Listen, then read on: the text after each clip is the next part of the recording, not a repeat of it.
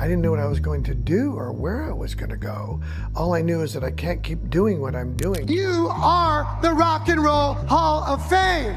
You put us here. Few departures in rock history have stirred as much speculation as Steve Perry's exit from Journey, a band whose soaring anthems like Don't Stop Believin' and Open Arms defined a generation. The official story, a hip injury, but it turns out there's more to the whole story. Recently, Steve Perry disclosed the truth about why he left Journey.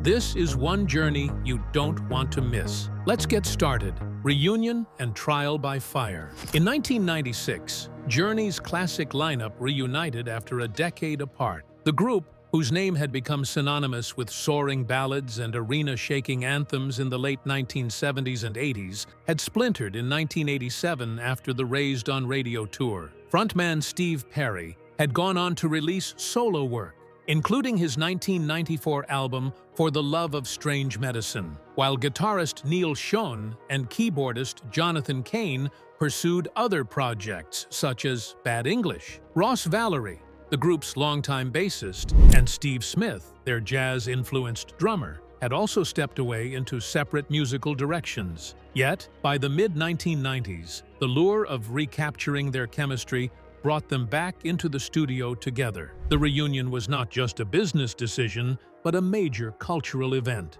Journey had last appeared on the charts with Raised on Radio in 1986, which reached number 4 on the Billboard 200 and produced several top 20 singles. But it had been 10 years since fans had seen the full lineup. Expectations were high. However, the question also lingered. Why did they part ways in the first place? Well, we'll answer that in a short while. For now, let's move on with the reunion story. Columbia Records, their label since the mid-1970s, saw an opportunity to capitalize on the resurgence of classic rock acts in the 1990s. For fans, this lineup represented the definitive incarnation of Journey, the one that had given the world albums like Escape and Frontiers, both multi-platinum successes. The product of this reunion was Trial by Fire, recorded in 1996 and released on October 22nd of that year. The album marked Journey's 10th studio release and their first in a decade.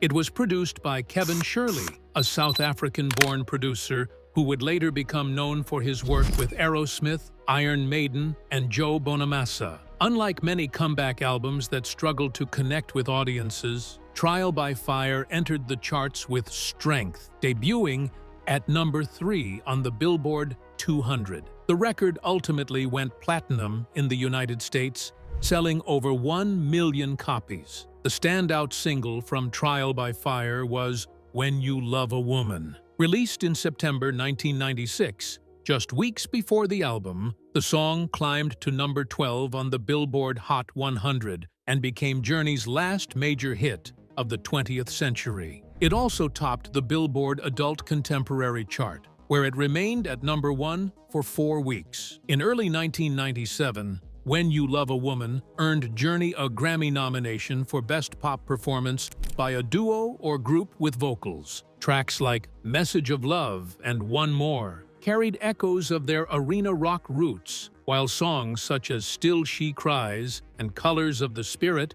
explored more reflective themes. Columbia and the band quickly announced plans for a major world tour to follow the album's release. It would have been Journey's first full-scale tour with Perry since 1987 and was expected to include arenas across North America, Europe, and Asia. Demand was high. The band's reputation as one of the premier live acts of the 1980s, combined with the nostalgia boom of the 1980s-90s, made tickets a hot commodity even before dates were finalized. At the time, the music industry was filled with examples of classic bands staging lucrative comebacks. The Eagles had reunited in 1994 for their massively successful Hell Freezes Over tour, which grossed more than $100 million and re-established them as one of the biggest acts in the world. Fleetwood Mac reunited in 1997 for The Dance, leading to another high-grossing tour. Journey's comeback was widely expected to follow a similar path, potentially bringing in tens of millions in ticket sales and reaffirming their place in rock's top tier. The cultural context also played an important role. In 1996, Journey was not merely a nostalgic act. Their music was experiencing renewed visibility. Don't Stop Believin', long a staple of their catalog, was finding fresh life as a sports anthem and pop culture reference, years before it would become a global phenomenon through The Sopranos finale in 2007. Journey's ballads, meanwhile, continued to dominate radio formats like adult contemporary, ensuring that younger audiences were still encountering the band's music. Steve Perry, who had been reluctant to return to Journey after the tensions of the 1980s, acknowledged in interviews that the chemistry with Sean, Kane, Valerie, and Smith was undeniable once they were back in the studio. Neil Schon described the sessions as a return to form. Jonathan Cain, whose songwriting partnership with Perry had produced classics like Faithfully and Open Arms, said that reconnecting creatively after 10 years was both challenging and rewarding. Anticipation for the tour mounted. The band found themselves on the cusp of a potential second golden era. It was a moment when everything seemed possible. The band's past triumphs and future potential were about to converge, but it was not meant to be. Hip injury and medical diagnosis. In the summer of 1997, just months after Journey had reasserted themselves on the rock scene with the platinum-selling Trial by Fire and their first Grammy nomination, Steve Perry's life took an unexpected and life-altering turn. While on vacation in Hawaii, Perry went hiking near the Waimea Canyon area of Kauai, a place known as the Grand Canyon of the Pacific. During that hike, he got into an accident that left him with severe hip pain. Initially believing it to be a temporary injury, Perry returned to the mainland and consulted specialists. The doctors concluded that he had developed a vascular necrosis, a degenerative bone disease caused by an interruption in blood supply to the bone tissue, which in his case had damaged his hip joint. The recommended treatment was hip replacement surgery. The procedure was very different back in the day. It carried longer recovery times and significant risks. Perry, then 48 years old, was known for not only his powerful voice, but also the emotional physicality he brought to Journey's performances. Surgery, rehabilitation, and a long hiatus. It was just too much. In interviews years later, he admitted that he was deeply reluctant to undergo the procedure, fearing the risks, as well as the possibility that recovery might change his ability to sing or move comfortably on stage. Instead of committing immediately to surgery, he began researching alternative treatments. Perry pursued holistic therapies, physical rehabilitation options,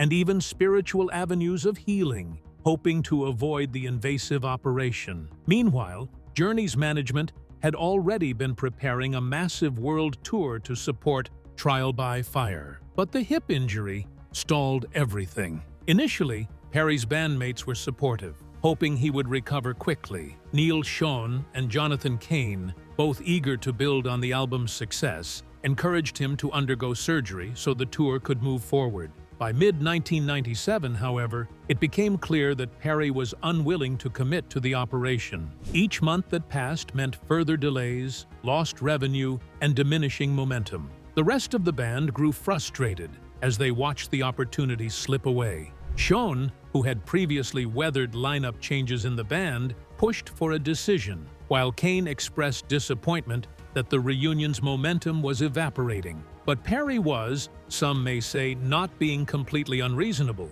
Total hip arthroplasty, as the procedure was known back then, had been performed since the 1960s, but it carried a recovery time of 6 months to a year. Implant technology was improving, but complications such as infection, dislocation, and limited range of motion were still real risks. For a performer whose career depended on physical mobility and stamina, those risks loomed large. Perry, who was intensely private and cautious about his health, was unwilling to rush into surgery that might not only alter his life, but also end his performing career if something went wrong. As 1997 turned into 1998, Journey's situation grew increasingly strained. Promoters and management began withdrawing from the tour project, unwilling to keep dates on hold without confirmation that Perry would be ready. The band waited approximately 17 months without progress. By May 1998, Neil Schon and Jonathan Cain, in consultation with Columbia Records, made the decision to move forward without Perry. This marked the end of Perry's time with Journey. The band recruited Steve Augeri,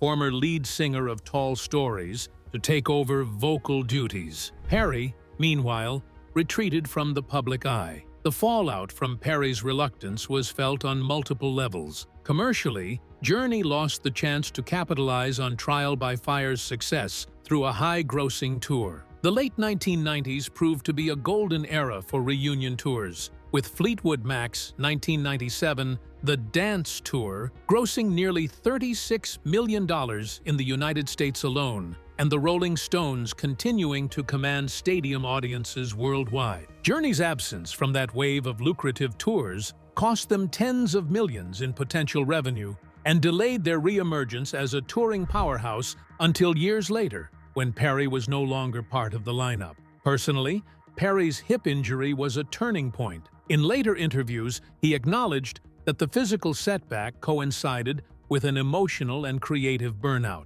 He described himself as wrung out like a sponge, admitting that his love for music had suddenly left him around this period. The injury gave him a reason to step away, but there was a deeper truth, one that Perry revealed later on. Steve Perry reveals the truth. By the early 2000s, Steve Perry began offering glimpses into the deeper reasons behind his decision to step away from Journey and, in effect, from music itself. While the public narrative in the late 1990s had centered around his hip injury and his reluctance to undergo surgery, Perry clarified in interviews that the physical setback only told part of the story. He admitted candidly that by the time of Trial by Fire and the stalled tour plans, he had become emotionally exhausted and spiritually spent. In his own words, he was wrung out like a sponge, drained of the energy and inspiration that had fueled his career throughout the late 1970s and 80s. Perry explained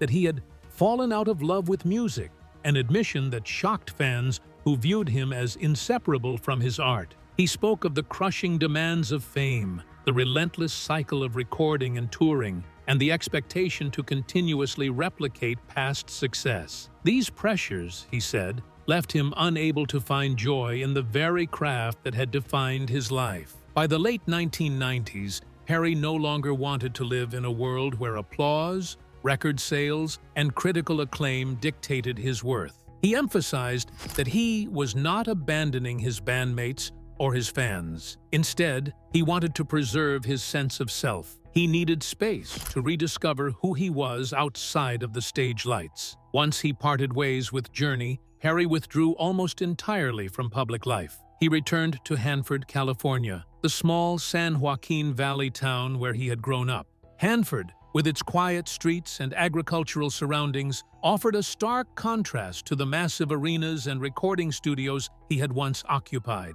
Here, Perry reconnected with old friends, chose anonymity over celebrity, and embraced a life that afforded him privacy. He deliberately stepped out of the spotlight, ignoring the music industry and refusing offers that might have lured him back. He also took the radical step of stopping music altogether. He admitted in interviews that he stopped singing completely, avoiding not only the stage and the studio, but even casual encounters with music. He resisted listening to songs that might stir memories of his career or reignite the pressure to return. For a man once regarded as one of the greatest rock vocalists of his generation, often nicknamed The Voice, this silence was almost unimaginable. Yet Perry insisted it was necessary. To sing again, he said, without genuine passion or inspiration, would have been dishonest both to himself and to his fans. This absence stretched on for years, from the release of Trial by Fire in October 1996 until the late 2000s. Perry released no new music and made few public appearances. Even when Journey continued with new singers, first Steve Augeri in 1998 and later Arnel Pineda in 2007, Perry remained detached. He did not intervene in the band's affairs nor attempt to reclaim his place. This prolonged silence created a mystique around him, with fans and journalists speculating endlessly about his whereabouts, his health, and whether he would ever sing again. For much of the 2000s, Perry became one of rock's most elusive figures. During these years, Perry occasionally granted interviews, though they were rare. When he did speak, he often emphasized the emotional toll his career had taken on him. He highlighted the contrast between the exhilarating highs of Journey's peak, best reflected by albums like Escape and Frontiers, and the emptiness he felt by the end of the 1990s. He was frank about how fame could consume a person,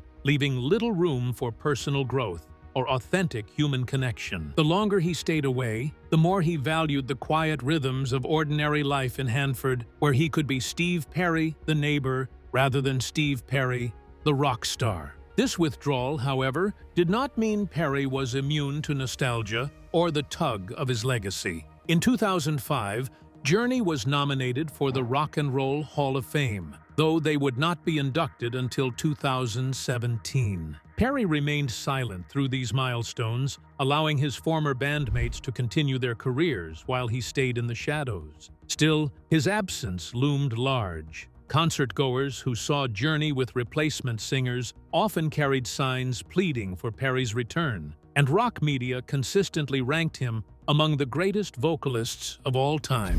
His absence, paradoxically, reinforced his stature. By the 2010s, Perry began to acknowledge publicly that his hiatus had lasted longer than even he intended. He admitted that fear played a role in his silence. Fear of failing to meet expectations, of disappointing fans, and of facing a music industry that had changed dramatically. Yet he maintained that stepping away had been essential for his mental and emotional well-being. Without that break, he suggested, he might never have been able to rediscover music on his own terms. But wait, there's more. Influence of Kelly Nash and personal loss. In 2011, Steve Perry's life took an unexpected turn when he met Kelly Nash, a psychologist who was in the midst of battling stage 4 breast cancer. Perry was introduced to her through a mutual friend who was producing a television series that Nash had participated in, focusing on women living with cancer. Though hesitant at first, Perry was struck by Nash's courage,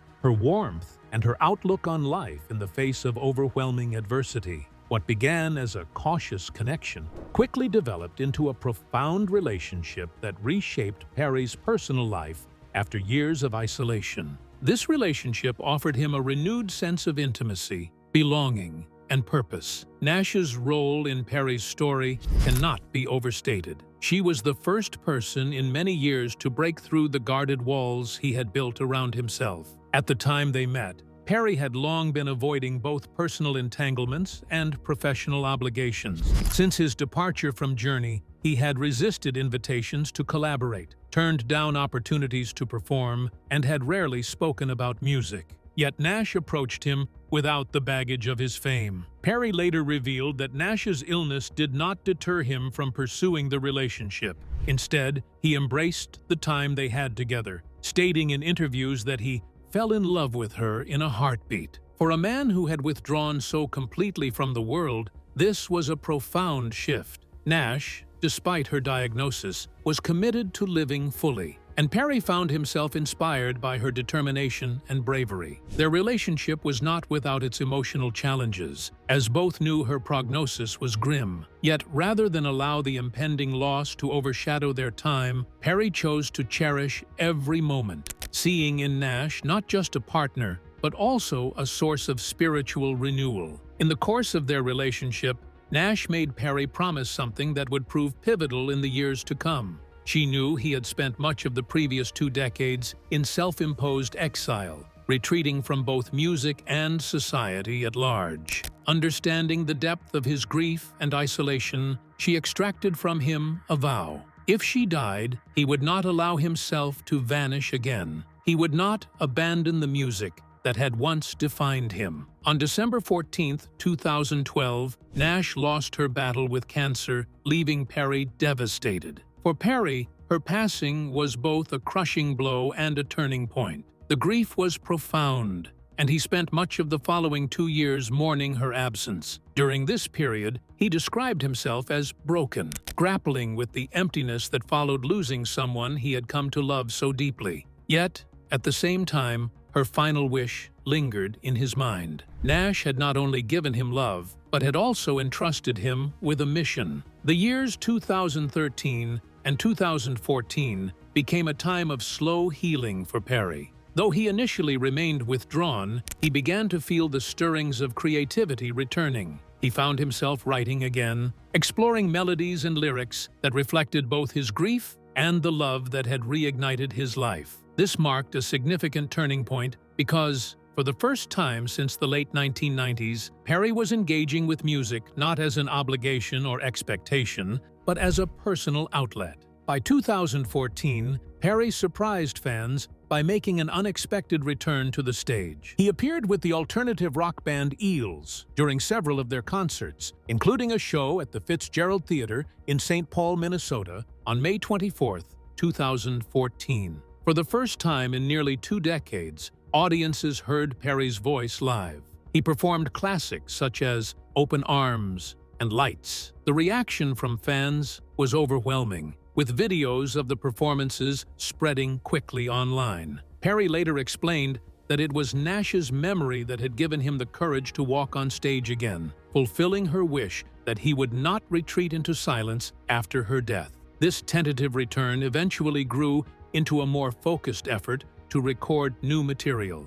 By 2015, Perry began work on a solo album, his first in more than 2 decades. The project was deeply shaped by Nash's memory, with many of the songs reflecting themes of loss, love, and renewal. Perry threw himself into the studio, using the process both as a way to grieve and as a way to honor the promise he had made to her. It was during this period that Perry realized music could once again be a vehicle for healing. The result of this creative rebirth was Traces, Return to Music.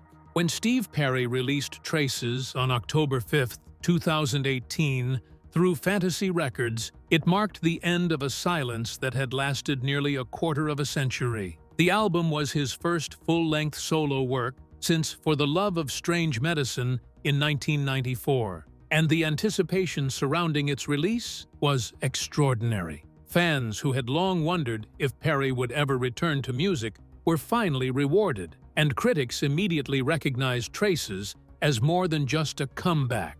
It was a statement of survival, healing, and artistic rebirth. Perry himself described the record as a very emotional, very cathartic collection, born out of personal grief, particularly the loss of Kelly Nash in 2012 and the promise he made to her not to retreat into isolation again. The making of Traces was an intensely personal process for Perry. Unlike the days of Journey, when albums were built around arena rock anthems designed for mass audiences, Traces carried a more intimate sound. Perry collaborated with producer Tom Flowers in his California home studio, crafting songs that leaned heavily on heartfelt lyrics and softer arrangements rather than soaring rock excess. The instrumentation often included piano, acoustic guitar, and layered harmonies reflecting the reflective tone of the project. Perry explained in interviews that this album was less about returning to the charts and more about honoring Nash's memory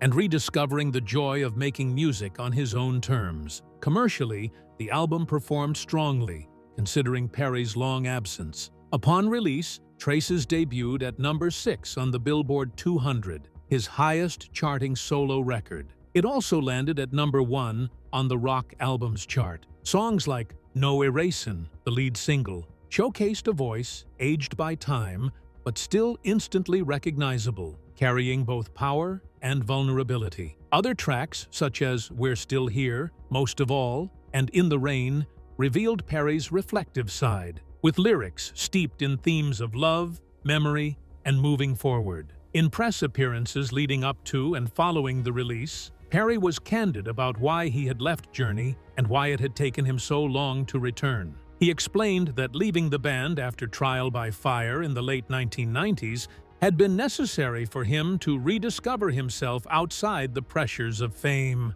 Perry admitted He had been spiritually and emotionally exhausted, saying that without walking away, he might never have been able to reconnect with music honestly. He framed Traces not as a return to the spotlight, but as the fulfillment of both a personal promise and a creative need. "It's about rediscovering my heart," he told Rolling Stone in 2018, emphasizing that his hiatus had been about survival rather than abandonment. Meanwhile, his former bandmates Neil Schon and Jonathan Cain offered their own perspective on Perry's departure, pointing back to the events of 1997 and 1998, when the reunion momentum suddenly came to a halt. After the release of Trial by Fire in October 1996, the band found themselves back at the top of the charts, with the record debuting at number 3 on the Billboard 200 and the ballad When You Love a Woman, earning a Grammy nomination. It was a validation of their decision to reunite and seemed to promise a major worldwide tour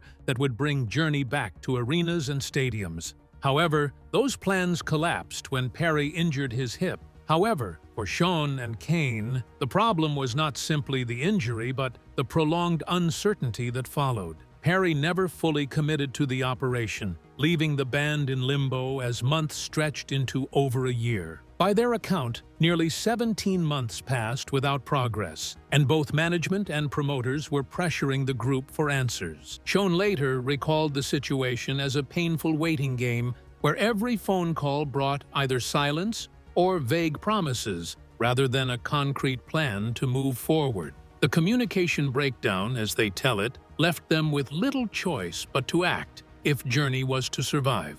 In May 1998, the band announced they would continue without Perry. Schon admitted it was heartbreaking, acknowledging that Perry's voice was unique and that no one could truly replace it. Yet, he argued that Journey could not remain stagnant forever, especially with fans eager to see them on stage after the success of Trial by Fire. To halt indefinitely, waiting on Perry's uncertain medical choices risked not only financial ruin, but the loss of the band's identity in a rapidly changing music scene. Cain has echoed this reasoning, stressing that the split was not driven by animosity, but by circumstance. Both men have often pointed out that they waited as long as they reasonably could, hoping Perry would agree to the surgery and rejoin them. When he did not, they felt the only way to honor the band's legacy was to continue performing. Looking back, both Schon and Cain have consistently framed the period as bittersweet. The joy of their mid-90s reunion,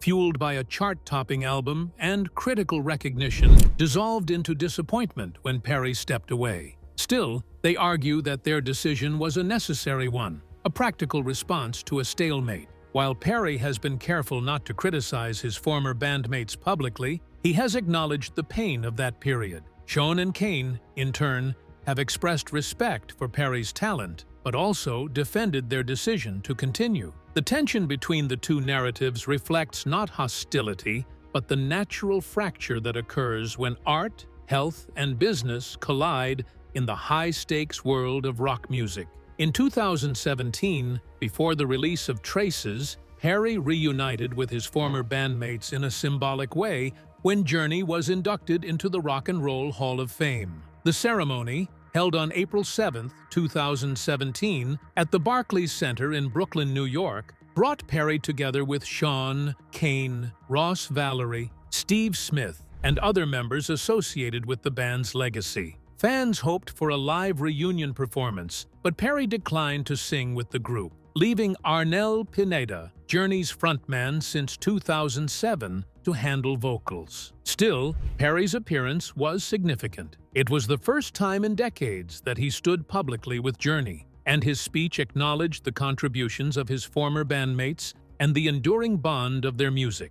In interviews, he made clear that while he values his years with Journey, he has no plans to rejoin the band. He has expressed gratitude for the music they created together. Yet, he insists that his creative future lies in the quieter, more personal expression exemplified by Traces. For Perry, Journey is a cherished chapter of his life, but one that has closed. The release of Traces was met with critical acclaim for its authenticity and vulnerability. Billboard praised Perry for delivering a moving meditation on love and loss, while The Guardian highlighted the emotional weight of his voice, which carried a weathered richness absent from his younger days. Fans embraced the album not as a return to arena rock, but as a deeply human story told through music.